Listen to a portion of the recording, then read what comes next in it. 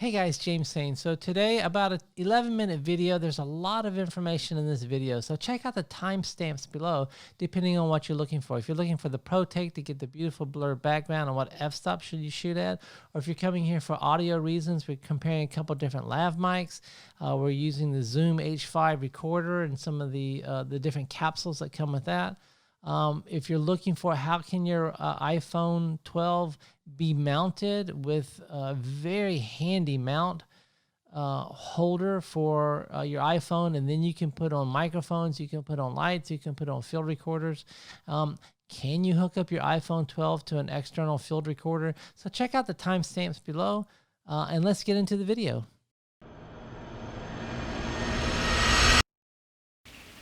Hey guys, James saying. So we're testing a couple of things here. One, if you came for Portrait Pro, so to see if you can get that nice shallow depth of field, this is shooting at f4. Since my last video, I was getting best results with f8 on LiDAR, and so this is using LiDAR at f4.0. I was shooting at f8 yesterday, and it just didn't get the background out of focus enough.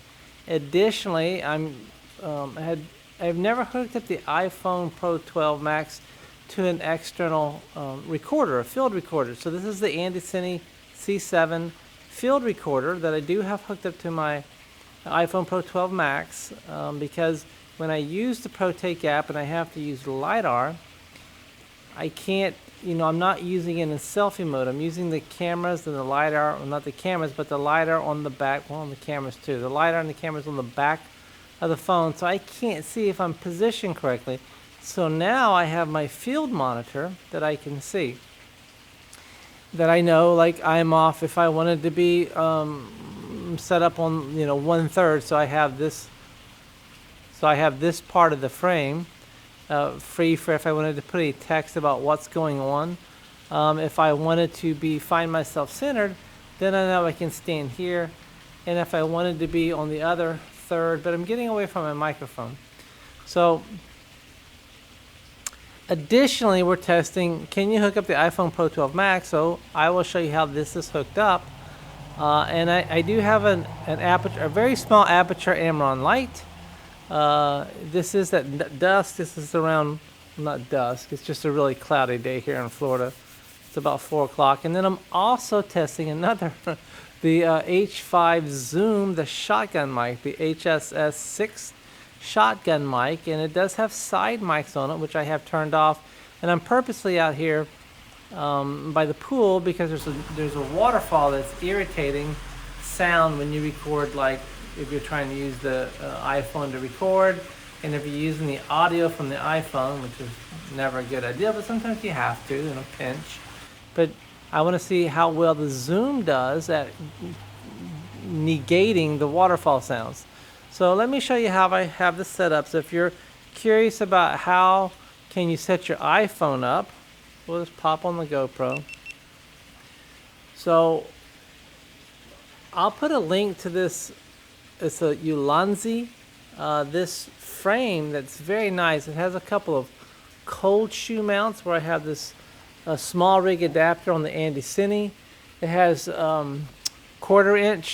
multiple quarter-inch attachments so that you can put on things like, well, there's not one there. So you can put things on like a recorder that you can put on a light. This is just some Frankenstein stuff put together. I wanted to get the light off camera axis.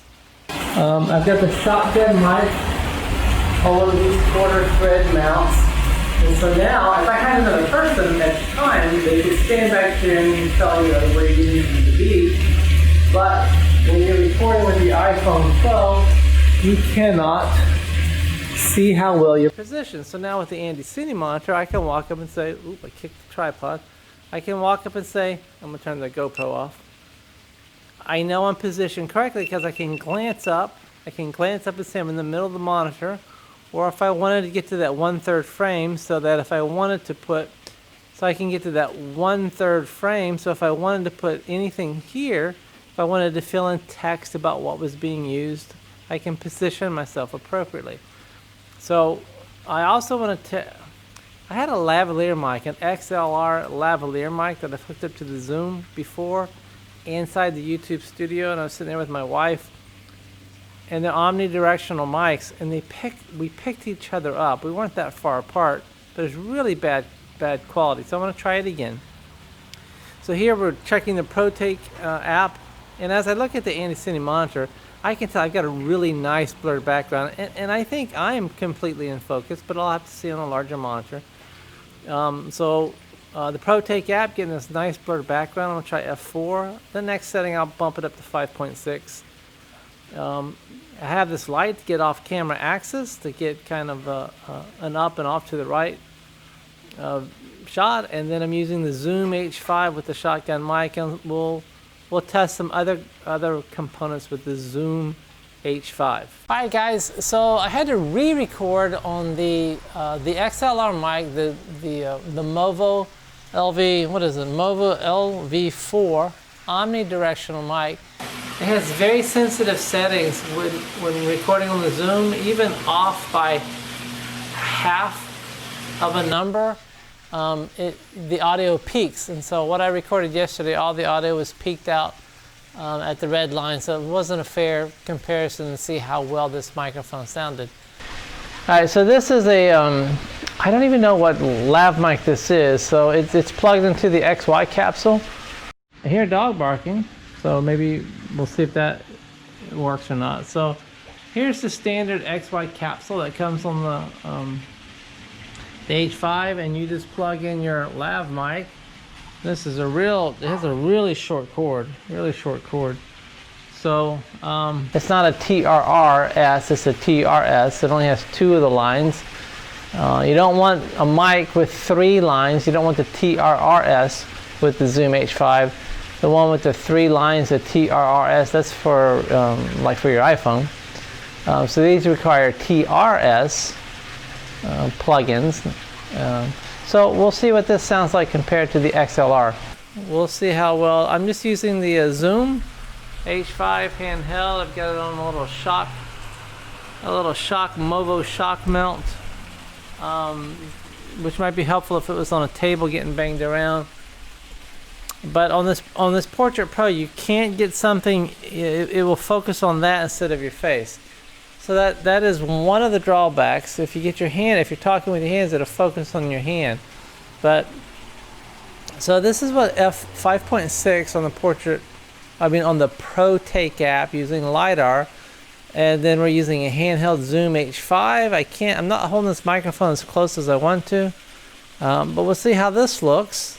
And so now we're recording with the same setup other than the Protake app. I'm set at f6.3 to see how well this does. As I move from side to side, I've got the field monitor. I can position myself where I want, if I want to be off to the side, if I want to be in the center, or if I want to be off on the other side, or if I can tell if I'm starting to get too far away. Let's see how this looks, because you do get a better blur the closer you are, and I can position myself. So I'm going to see if that chair is out of focus as compared to if I'm a little bit closer. I don't want to be that close. So if I was a little bit closer, we'll see how f6.3 does. Before I said f8 was the best. That looks pretty good though as I look up at the monitor.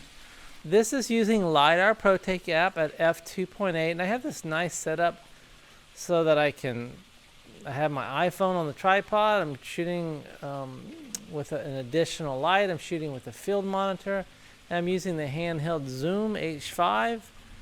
But this is f2.8, so I look at the field monitor. So the background blurring looks really nice. I can't tell on the field monitor how well I am. Okay, so here we are shooting in f2.0. Really nice bokeh.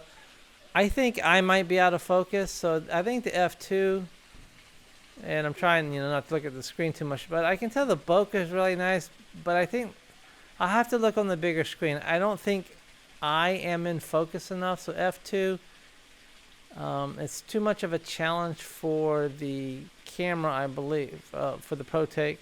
So we'll have to put these on the big monitor and take a look at some different settings. It's probably going to be, well, it doesn't matter. I'll have to see what it probably is. I'll have to see what it actually is rather than what it will probably be. Alright guys, so there we have the Protake at different f-stops. You can be the judge, make your own decision. I think the best balance of having the blurred background and having the face more in focus is f6.7 or higher, but you can decide what you like. As far as the audio goes, on the Zoom H5, I've really been impressed with this audio recording device. It's the handheld XY capsule is pretty good. I think the shotgun mic, which we're recording on now, is better. It's nice that you have the side mics that you can turn on and off. The pool, the waterfall is still going, so it does good at negating that. I was really impressed with the MOVO LV4, the omnidirectional mic. It judged it a little too harshly last time. My wife and I were sitting there. It was a combo pack that I bought. It was one's an omnidirectional mic, one's a cardioid mic. We were just too close together. The mics were picking up on each other, but when using that omnidirectional mic solo, it was really impressive. To me, it sounded as good as the shotgun mic on the Zoom HHS6.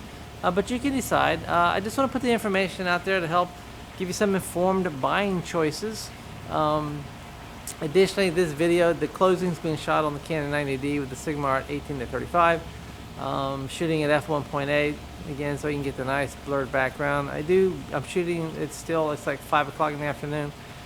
Using a neutral density filter, a variable neutral density filter. I'll leave a link in the description below so that you can dial in and get the exact settings that you want. Alright guys, thanks so much. If you liked the video, hit the thumbs up. It would help my channel. And if you found the information helpful or useful, consider subscribing to the channel. And if you do, remember to turn on notifications so you don't miss when the next video comes out. Alright guys, thanks so much. We'll see you in the next video.